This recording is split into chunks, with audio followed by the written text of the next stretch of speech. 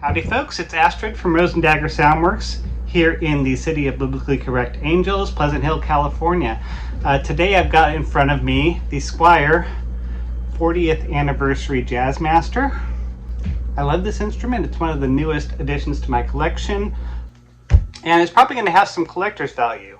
So let's go ahead and ruin that, and while we're at it, let's void the warranty, because I'm going to take this thing apart and through a multi-stage process, I'm going to make it my own. Stay tuned. Okay, so I've got her up on the bench. For various reasons, I need this guitar in pieces, and so I'm just going to take the opportunity to do a full field strip, because to my memory, I have not seen one of these on YouTube being fully taken apart and showing you what's on the inside. So I'm going to take the opportunity, since I'm doing it anyways, to document it this time, because I did not last time. That wasn't a full takedown anyways. I've left the neck on and things like that. But anyways.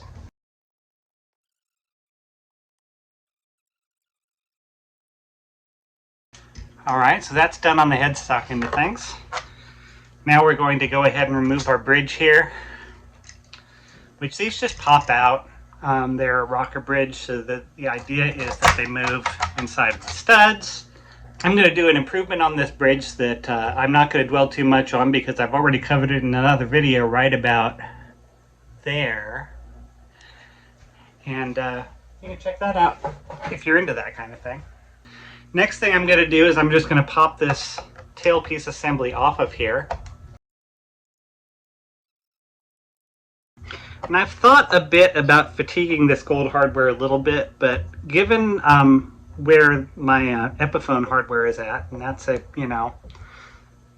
several decade old, I'm sure by now, gold hardware, but they do actually start to corrode rather handsomely after a short time. So I'm not going to rush the process at this point. I'm just going to leave the hardware like it is now. If you're ever having to take off one of these trem systems, important thing to remember is that these three screws here and that screw there are not going to need to come out unless you're taking the whole tremolo apart. The ones that hold the trem actually on are the ones around the perimeter, which is 6 screws basically. 6 screws hold this thing in place. Pretty securely, I might add. The majority of bridges and trem systems are held down between actually, the majority of trem systems are held down with about 2 screws. This one has 6, so, and then 4 additional ones, so it's over-engineered, right? And this is the stripped-down version. The original Fender version and the upscale Fender version, even nowadays, has a little locking mechanism in the front there, which, frankly, I don't really like, because it doesn't really function that well. And oftentimes it'll just flip itself in the way when you don't want it. So I'm a cheap date as far as Jazzmaster trims go.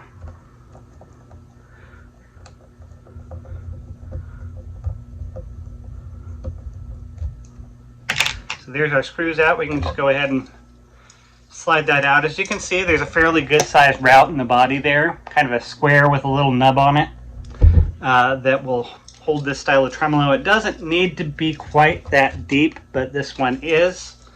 And then the bottom of that just looks like this. Here's your spring with your tensioner screw right above it. That's your middle one here. You're going to turn this to obviously adjust the tension on the arm if it sits too low, if it sits too high, and your gauge of strings will affect this as well as your particular preferences as a player. So I'm going to slide this into my parts box for now, because we're done ogling it.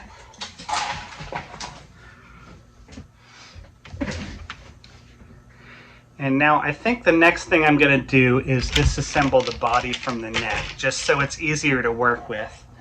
The 2 separate pieces. There's your Squire 40th Anniversary gold plate to prove that you got the genuine edition, or at least that you splurged on a gold plate off of eBay or something. This is an original. It was an open box, so I got it for about $200 cheaper than they ordinarily went for at the time, which I'm very happy with that price. Even for a Squire, that was a decent price. And these, like I said, they probably are going to have some collector value just on account of being limited edition. But at the end of the day, I'm more interested in making the guitar what I want it to be than I am of flipping it.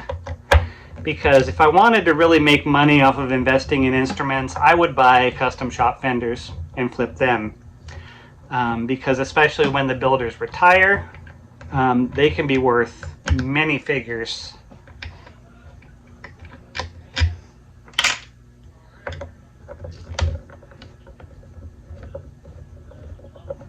So this is pretty standard neck plate fare. It's your normal 50s, 60s style forward screw neck plate. 4 holes in the plate, 4 holes in the body, and 4 holes in the neck. Nothing simpler than that. Except maybe 1 hole through everything, and I don't think that would hold too well. So there's your body. You can see there's already a bit of an indentation on the finish where the neck plate sat. That's pretty normal when it's holding that kind of pressure. And then we have some bleed from the paint onto the neck itself. That is not the cleanest of neck joins that I've ever seen. Looks like we've had to drill at least one of these holes twice because they missed the first time. And that's really not a big deal, especially here out of the way where literally nobody's going to see it without taking your neck off.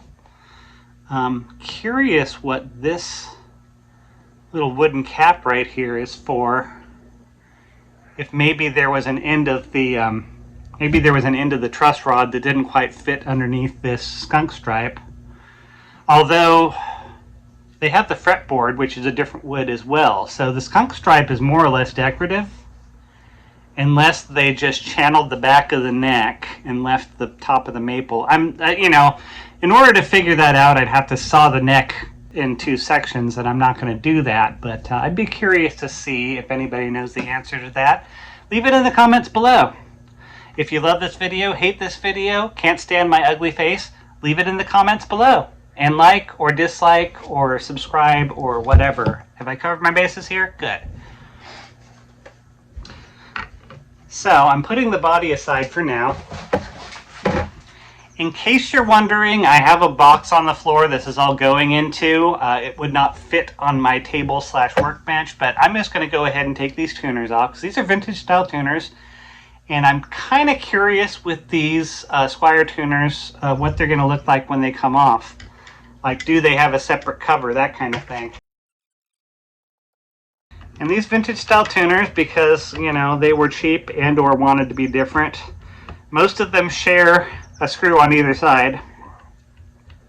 Of course, most modern tuners just use 1 screw to hold them in anyway, so you actually end up with 1 more on this type of set than you would on a modern style. But there is your tuner, basically sealed, which is not a big surprise.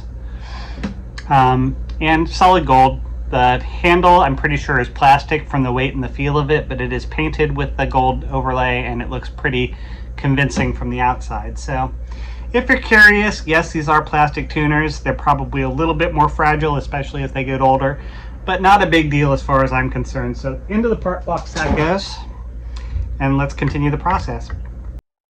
The interesting thing about this set of tuners, now that I've got myself completely sidetracked, is that you have basically 3 different models. You've got the standard ones, which have a notch on either side. You have the bass side tuner, which has a hole on one side and a notch on the other, and then you have the treble side tuner, which is the reverse of that.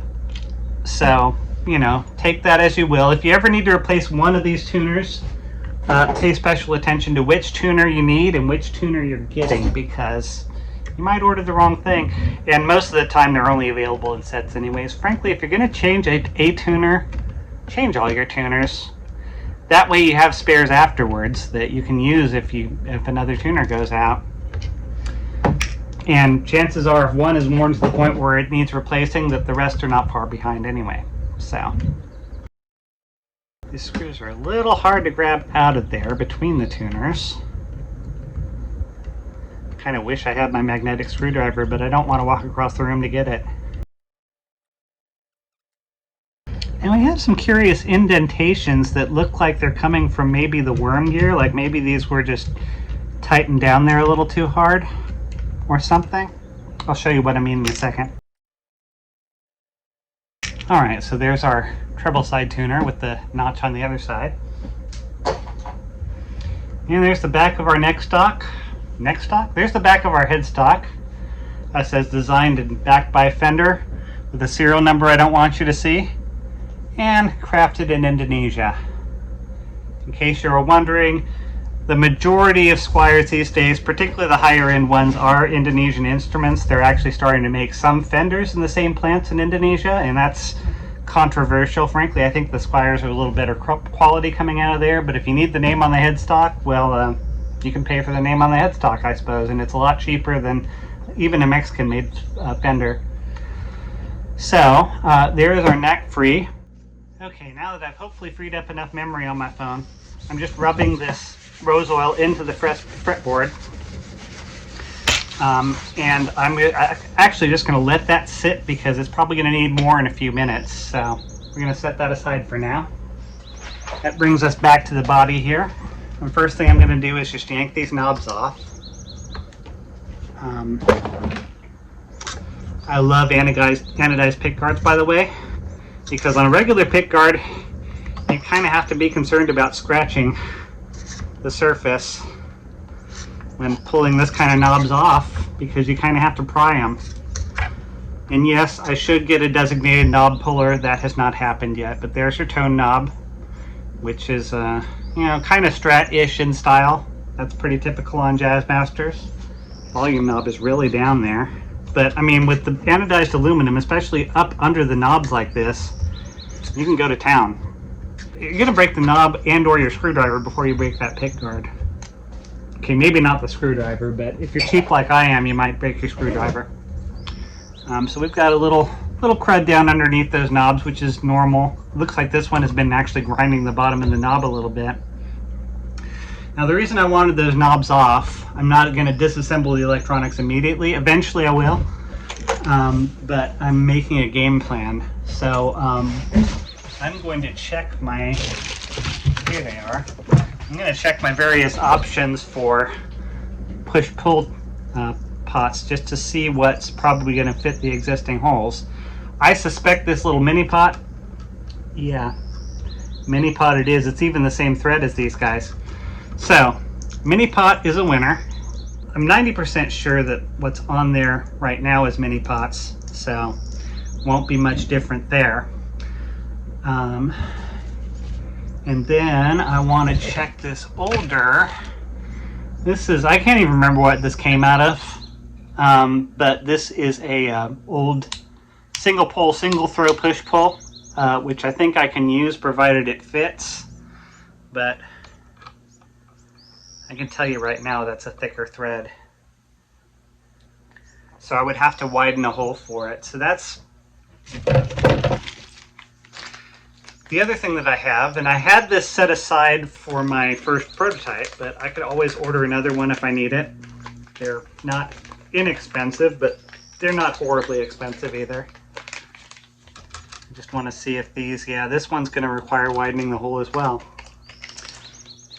So at that point, if my wiring diagram allows for it, I might as well just use the old pot and save the money on that one. One thing I'd like to point out here is there's an interesting, this looks like they probably put a primer on the entire body before the neck went on, and then either had some sort of clamp in the neck pocket protecting it, or possibly after the neck went on, the blue paint, blue sparkle, which I suspect is several layers of actual paint, probably went on. I'm not sure how they do the Lake Placid blue, but that was kind of interesting. This also has an L in it. So if anybody knows what L means, L, Leo Fender, or something. Fender Leoson. I don't know. Anyways, somebody with an L was probably involved in making that pocket. Or maybe they are a batch marker or something like that. I don't know enough about Fender to tell you for sure. Next thing we're going to do is obviously remove this pick guard. Kind of give you an idea what we're looking at here. I basically know what to expect on the inside here, but as I said, I haven't seen, or I can't recall having seen a video where somebody takes one of these particular Jazzmasters apart and shows you what it's made of. So that's what I'm going to do here. Anodized pickguard actually was a big selling point on this particular model. Many of you know that the 40th anniversary Jazzmasters are basically a classic vibe in a tux. Same pickups, same electronics. They have a angled neck pocket, which is nice, but essentially the same instrument. But the anodized pickguard, which is actually an original spec on the 50s Jazzmasters, is not offered on the classic vibe ones, or at least not as a stock. I think there was a special one that came through Anderton's or Chicago Music Exchange that had the purple with the anodized pickguard. And I thought a little bit about looking for one of those, but by the time I got to them, they were, you know, out of production and just going for too much money. I haven't exactly given up on the idea of either refinishing this body or getting a new one that's kind of a sparkle purple, because I do like that combo. But for now, I'm keeping it, as far as looks anyways, I'm keeping it stock. So, ish. Speaking of which, I'm going to screw off this switch tip, which is easily enough done by hand. This is going to be a metric, probably a Gibson style, in fact almost definitely a Gibson style L switch that's got the contacts coming off this way so that it sits shallower in the body. Let's stick that in our box, and then we're going to pull this pickguard all the way off. Being a little careful because anodized aluminum is abrasive and can scratch the paint or scratch the pickup covers and whatnot. But that is what our inside looks like. Looks like we do have shielding here, which is funny to me. Not sure why they did that. Not sure even what kind of shielding that is. There is shielding. There is shielding inside of the body, but they didn't do a great job. I don't know if you can see this lower edge. There's some gaps in the paint, so I'm probably going to touch that up before this goes back together again.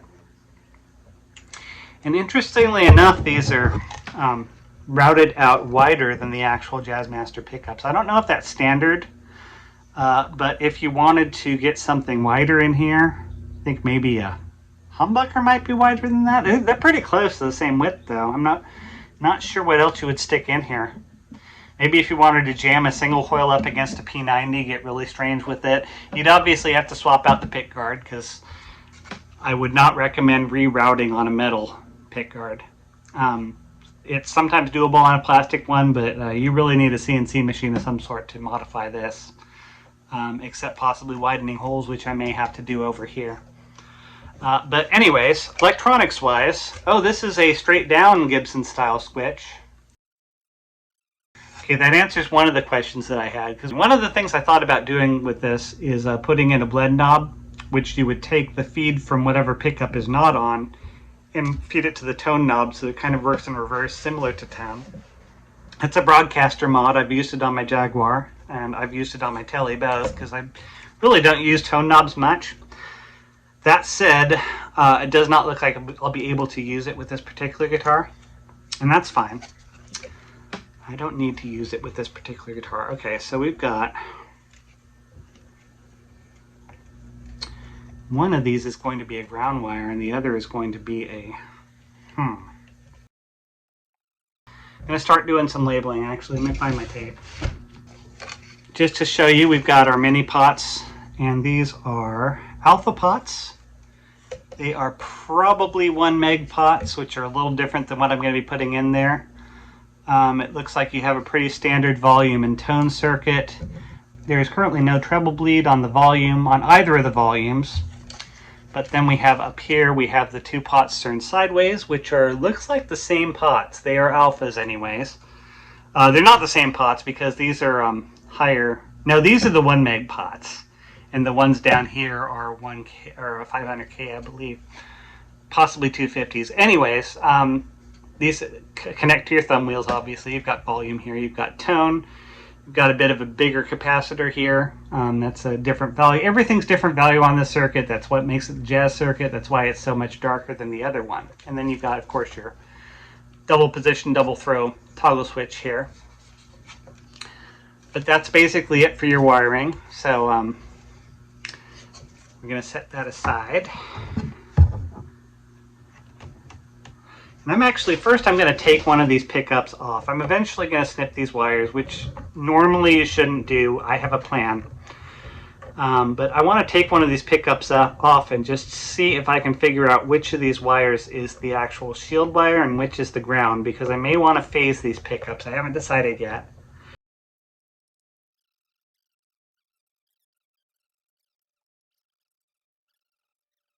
So we've got the foam block there. And as you can see, these pickups are more or less siliconed in. You might be able to break that seal and get them out. It looks like they are slightly thicker than average pancake coil. They are higher output than the standard Jazzmaster, so I'm not too surprised by that. And you have, see if I can reveal enough of this label to make heads or tails of it.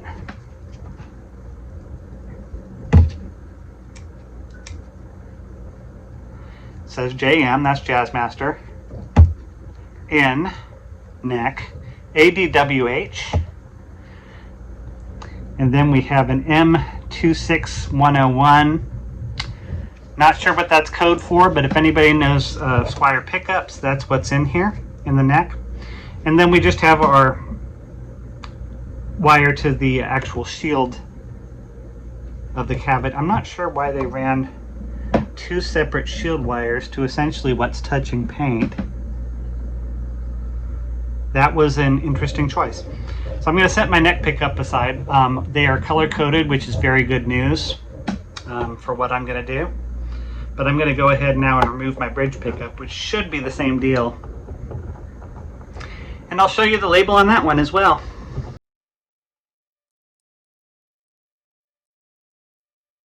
So the other good news, as far as I'm concerned, is that they're not drilling holes through the body to get these wires through. Not sure how the first Jazzmasters were, but a lot of the classic Fender designs relied on those holes that would basically pull wires under bits of the body, which means you'd have to be really careful when taking things apart, and you had to desolder the pickups to take everything out, that kind of thing.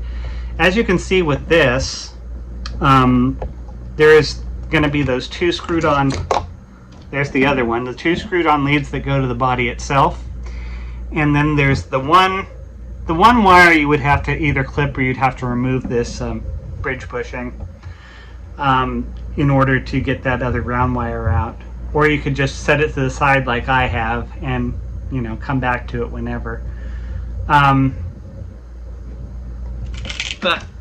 Just so we can see, we've got our matching JMB ADWH M26102.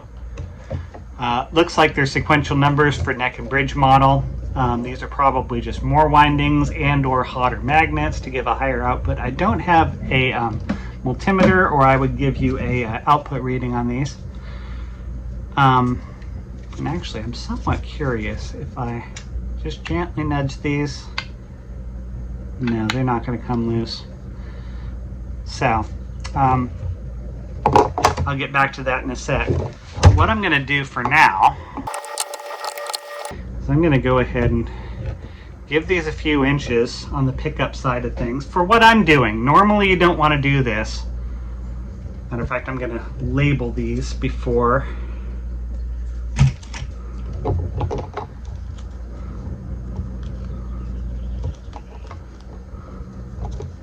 Label them here. I think I can get enough ink out of this one to do the job. So we're going to put a B there.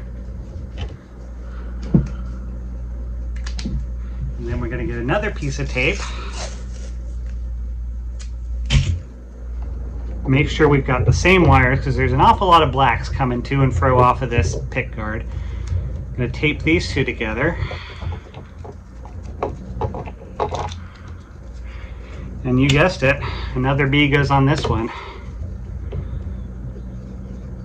That one should be pretty self-explanatory, and honestly, if these get completely lost, I can figure out what's what based on the marking on the pickup and where it goes in the circuit. But if you're unfamiliar with circuits like this, I do recommend you label before you cut anything and or desolder anything. So I'm just going to take this, give it a few inches, and just snip both of these wires off. So my pickup is loose. This is my bridge pickup. It will go in the box. And I will repeat the process for my neck pickup.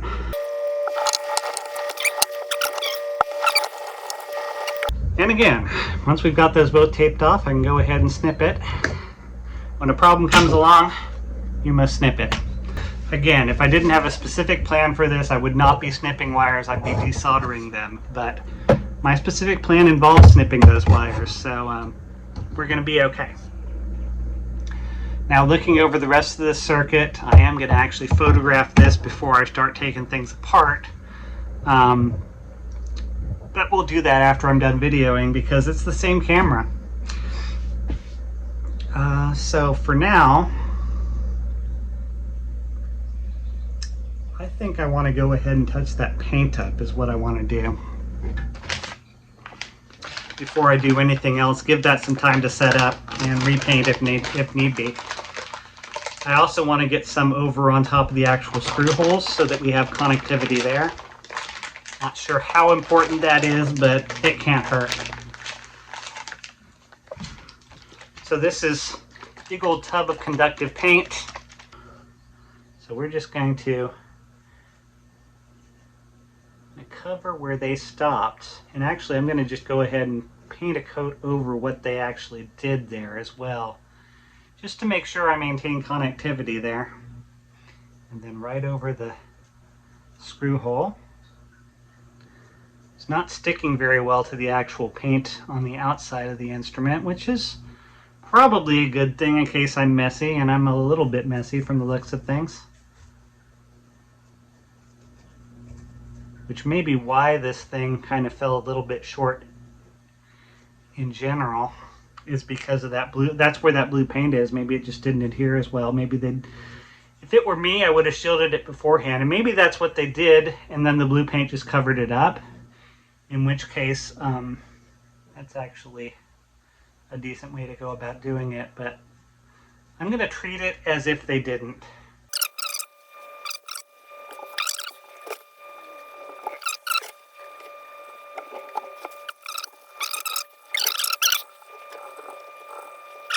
Not having a ton of issues with noise off of this instrument, so this is probably just me being paranoid, but it cannot hurt to overshield anything. Unless you're connecting a hot wire to it, in which case that's the least of your problems. It's pretty easy to tell with this style of paint when it's dry because it will no longer be shiny. And when that happens, you can just kind of verify by brushing your finger across it or whatever and seeing if anything comes off. Again, this is all supposed to be grounded, so I'm not going to worry too much about painting over these wires, which are basically there to do the same thing. I'm actually going to go ahead and just coat all over this section. Hopefully that'll make a nice contact point there without actually showing once the pick guard is back on. And just getting some of this to where the screw holes are so that we kind of create kind of a clamp that will hopefully maintain our grounding. This is where you would really want that multimeter so that you can just verify these various points of grounding are indeed connecting to each other. But for those to connect, actually the pick guard would need to be in place to really clamp it down. So again, I'm not going to worry too much about it, just going to give these all a nice layer. Now some of you may not have or may not have access to conductive shielding paint, and that's fine. This is one of several methods that I've used. Another method that you can use is copper or aluminum foil. In copper they actually make a tape out of for the purpose, grounding tape. I find that, you know, if you're dealing with really regular cavities, that might be an easier way to go, and it probably is a bit more thorough coverage than the paint is. But for the purpose of guitar electronics, your paint is going to get the job done. And, you know, it may not look as pretty, but unless you have a transparent pickguard, you're never going to see this unless you're doing work on the instrument anyways. And I was able to kind of diagnose from the splotchiness of it that it probably needed a new coat. As I would recommend you do, particularly if you have an instrument with single coil pickups, although it does happen occasionally with humbuckers. If you have single coil pickups and you have a noisy guitar, you want to go ahead and take that apart and check your shielding. Chances are there is none. And if there is shielding on it, chances are it's not complete or it's not connecting properly to the actual ground of the circuit. In theory, that should happen every time a component is hitting that ground. So you'll see metal shields around the pots and stuff in many models. Not all, but sometimes that doesn't work. So often they will run separate grounds to the casing, as you see here. And then, of course, you want at least one ground going to where it will contact the strings. In this case, they're using the bridge post, and I would agree with a tremolo system like this, that's probably the way to go with that. Getting a good solid contact on a trem system like this is not easy. And that's one of the downsides, is that you can occasionally have string grounding issues and things like that. But I haven't noticed it being a major issue with this particular guitar or the other offsets that I own with similar trem systems. So again, if it ain't broke, don't fix it. But, oh, what was I going to say? I've also used aluminum foil, same aluminum foil like you would use for wrapping your food. I've used that, although it is a little tougher to secure down to the body, particularly than the copper tape, because you have to kind of use a separate adhesive. In my case, I use cyanoacrylate. Anyways, I use super glue, and it wasn't perfect, but it did the job. I think if I open up that guitar again, or one of those guitars again, I may just do this instead, because it's less likely to come up and contact things that you don't want grounded, like your hot wires, for instance, in which case you will suddenly not have any sound coming out of your guitar, or out of certain positions of your guitar, or not the correct sound. And I think I have a similar issue in my telly right now, so that probably is going to be the next one I actually disassemble, to address that, and also to fix the trem which the collet has come loose on. Yes, I put a Jazzmaster trem on my telly. I also put broadcaster pickups in there, even though it's a thin line, because, you know, why not? So there is our whole body cavity painted, at least for the first coat thereof. And I will pick this up and show it to you. So that's looking a little better already. And we're going to let that sit while we go ahead and, what are we going to do now? Running out of things to do to this guitar. I think I'm going to need to actually, at this point, go ahead and take a picture of that circuit, and then we will come back to video the next part. See you in a few. Okay, so I have here a little dish that I'm going to do my treatment in. Not going to use gloves with this toxic chemical that is a stainer and everything. It's acidic. It's kind of nasty. It's coffee, folks. I hope I have enough here, otherwise I might have to brew some more, but I'm just going to fill this plastic container. Not fill. I'm going to put a layer in this plastic container. And though I'm going to take the bet that these pickups are either wax potted or that they're going to dry out enough to where this is not going to impact them electronically speaking. I wouldn't do this if you don't know what you're doing, but I'm just going to stick them in there, face side down, giving them lots of points where they can contact. I'm going to drop these knobs in there. Actually stick a little bit of, oh, they're kind of cool, they're floating. Just want to get it enough to where they're weighed down there. That should work. So then I'm going to take this, and I'm just going to, first of all, let me pull one of these pickups out and see. You can see it's kind of starting to take effect here.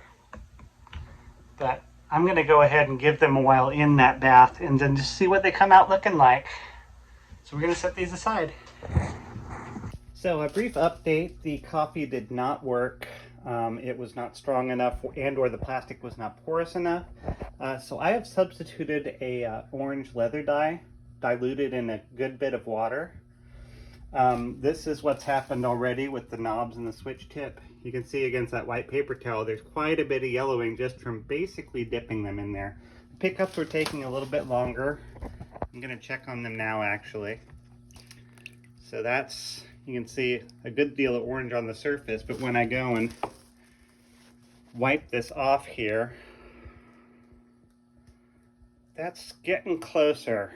I'm going to leave them in there a bit longer, but they're getting close to the desired result here. So if you're doing this at home, folks, leather dye works really good. I used orange because that's what I had. I suspect a yellow or even a brown would work. It might give a slightly different effect, but we're getting some good creaminess, which is what I like. Okay, I'm back. It is about a day later. I have gone ahead and analyzed the wiring inside of the Jazzmaster. I have also drawn up my diagram for what I want to do with the circuitry. That is here. It's called the Circuit Breaker mod. These will be available for sale, so if you contact me via email below for the time being, that's how I am making sales online. In any case, though, what I'm going to do now that I've got that done is I am going to actually snip one more wire because I've got plans for that. And then after that, I'll be able to just pull the pickguard off of the components completely, which I am going to need because I want to make a routing template out of one of the pickup holes. So we'll see how that goes. We'll see you in a few. So I'm just taking this ground that goes to the bridge post here, and I'm going to go ahead and just give that one a good snip. Give it some length here to make sure it reaches. That's going to be our loose black wire, so I'm not labeling that. I do still have this anchored down by these two screws here. I probably won't need to remove those, but if I did need to remove them, I could, and this would come completely clear of the body. But for now, I'm actually taking the components off of the pickguard because I need a completely flat surface to do my templating work with. And I'm just taking all the hardware, putting it into my little caddy that I've had all of my hardware up till now going into. And I'm just going to start a little electronics section over here with the jack hardware and add to it as we go.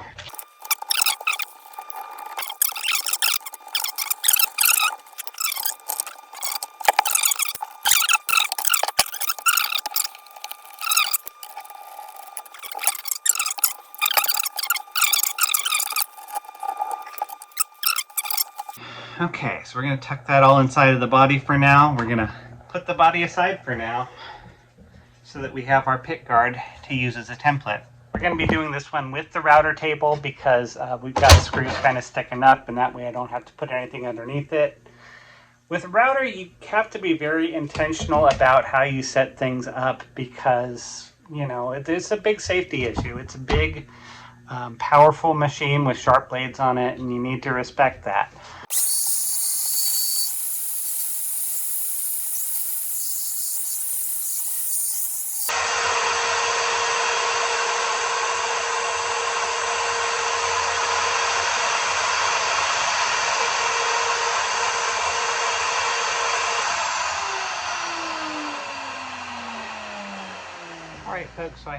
Alright folks, so I had to skip a little bit of the process video-wise because I was having issues with memory. But I have gone ahead and remounted our aged pickups into the body here. I did end up using orange leather dye instead of coffee because this plastic just does not want to stain very well. But in any case, I'm pretty pleased with the results. But the other thing I did was I hooked up the pickups and all of the body grounds to this quick connect here so that I can work on the pickguard completely separately and make modifications there as needed without having to touch the pickups at all, or the body for that matter. So I'm going to go ahead and put this aside and work on my rewiring. Alright, so here I've got the pickguard. You can see I've gone ahead and installed the new hardware here. I do have the old stuff still hanging out because I haven't desoldered anything yet, but let's go ahead and start doing that. I'm basically, with this portion here, more or less just transferring the wiring over onto the new pots. I will be, of course, adding some wires as far as switching and whatnot, but we're going to do the pot layer first since that's on the bottom.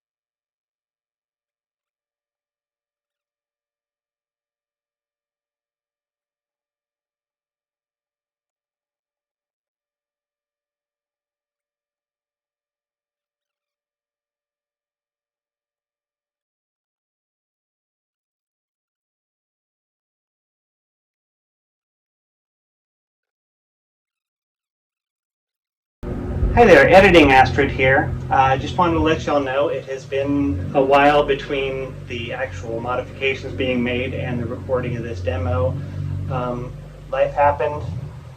What's important is that really the only thing that was affected is there has been some fading back to white on these parts that I dyed.